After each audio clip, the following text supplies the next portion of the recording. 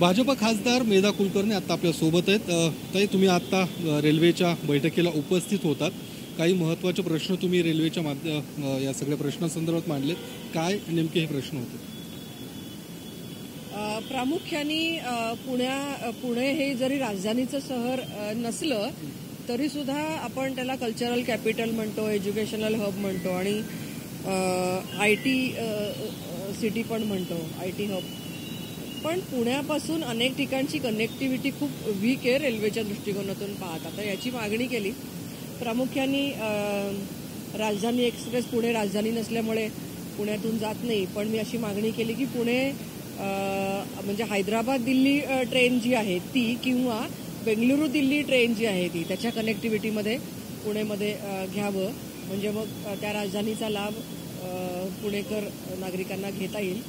कारण पुण्यामध्ये बऱ्याचशा ठिकाणाहून वेगवेगळ्या ठिकाणाहून लोक शिकायला येतात, नोकरीनिमित्ताने येतात, पण देशाच्या राजधानीचं पुण्याशी असलेलं कनेक्शन फार वीक झालेलं आहे।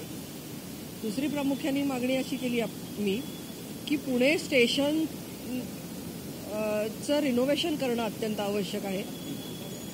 मुळात पुण्याच्या इतिहासाचं कुठेही रिफ्लेक्शन हे पुणे स्टेशनचं जे आभार आहे ह्याच्यामध्ये दिसत नाही। या स्टेशनचं रिनोव्हेशन करत असताना पुण्याचा जो इतिहास आहे हा इतिहास त्या स्टेशनमध्ये प्रतिबिंबित व्हावा, जसं माननीय मोदीजींची संकल्पना आहे की सगळ्या देशातले वेगवेगळे जे रेल्वे स्टेशन असतील, एअरपोर्टचे हे असतील, एअरपोर्ट्स असतील, त्या सगळ्यामध्ये आपल्या भारत देशाचा इतिहासाचं रिफ्लेक्शन हे जाणवतं। त्यामुळे याचं रिफ्लेक्शन हे व्हावं, याचं रिनोव्हेशन करताना याची मागणी केली। आणि प्रामुख्याने श्रीमंत थोरले बाजीराव पेशवे यांचं नाव या स्टेशनला द्यावं, कारण की छत्रपती शिवाजी महाराजांचं हिंदवी स्वराज्य आणि त्या स्वराज्याचा विस्तार हा थोरले बाजीराव पेशवे यांनी त्यांच्या कारकिर्दीमध्ये अटक ते कटकपर्यंत साम्राज्य नेऊन केला आणि याचं प्रतीक शनिवारवाडा आहे पुणे शहरामध्ये आहे, जे मुख्य केंद्र होतं। तर त्या दृष्टिकोनातून हे नाव रेल्वे स्टेशनला द्यावं ही सुद्धा मागणी केली।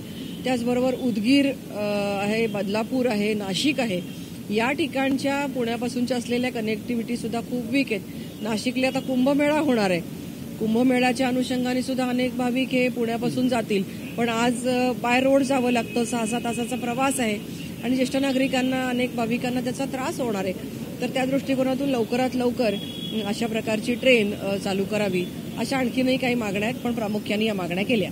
पण मग पुणे स्टेशनचं नामांतरण करावं की थोरले बाजीराव पेशवे यांचं नाव द्यावं, या संदर्भात तुम्ही काही पत्रव्यवहार देखील केलाय? केंद्र सरकारशी काही पाठपुरावा? पत्रव्यवहार आधीच केलेला आहे आणि त्याची सुद्धा आता चर्चा केली, तिथे सुद्धा चर्चा केली। आमचे प्रतिष्ठानचे लोक सुद्धा अनेक वेळेला भेटलेले आहेत।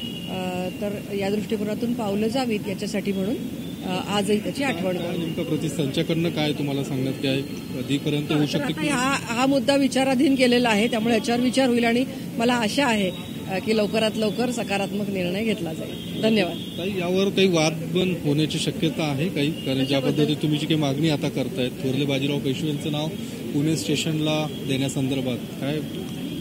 नाही, वाद कशाबद्दल? नावावरनं काही काही राजकीय लोक की समाज आज थोरले बाजीराव पेशवे यांच्या नावाने त्यांचं युद्ध कौशल्याबद्दल अनेक ठिकाणी म्हणजे NDA मध्ये सुद्धा आणि अनेक ठिकाणी सुद्धा त्यांच्या युद्ध व्यवस्थापनाच्या संदर्भातले अनेक धडे शिकवले जातात, सैनिकांना शिकवले जातात। थोरले बाजीराव पेशवे हे असं नाव आहे की जे 40 लढाया लढले, एकही लढाई हरले नाही आहेत आणि त्यांचं नाव पुण्यासारख्या ठिकाणी रेल्वे स्टेशनला नाही देणार तर अन्यत्र कुठे देणार? पुणे हे त्याचं मुख्य केंद्र होतं, तर पुण्याच्या ठिकाणी नाही देणार तर कुठे देणार? ह्याच्यावरनं वाद होण्यासारखं मला नाही वाटत, काही कुठलंच निमित्त असू शकतं। धन्यवाद।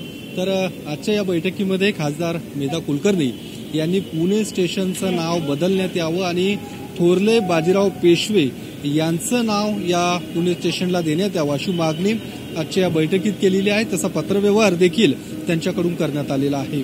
कॅमेरामन सुशांत राऊतसह योगेश बोरसे, TV9 मराठी, पुणे।